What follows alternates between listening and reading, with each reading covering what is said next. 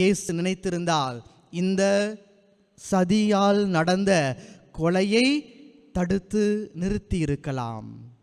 ஆனால் அவர் அப்படி செய்யவில்லை.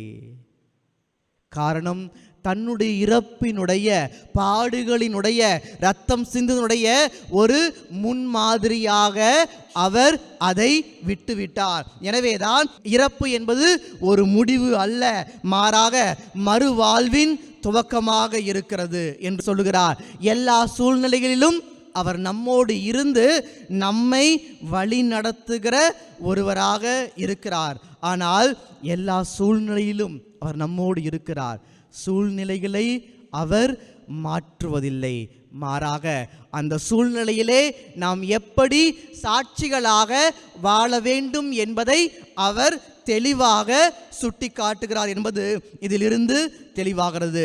நான் ஒருபோதும் உன்னை கைவிட மாட்டேன், நான் ஒருபோதும் உன்னை விட்டு விலக மாட்டேன் அப்படி என்று சொன்னவர் எப்பொழுதும் நம்மோடு இருக்கிறார். உங்கள் துன்ப வேளையிலே உங்கள் துன்பத்தை அவர் அறிந்தவராக இருக்கிறார். அதற்கு நீங்கள் என்ன செய்ய வேண்டும் என்பதுதான் அதனுடைய ஒரே ஒரு மகிழ்ச்சியாக இருக்கிறது.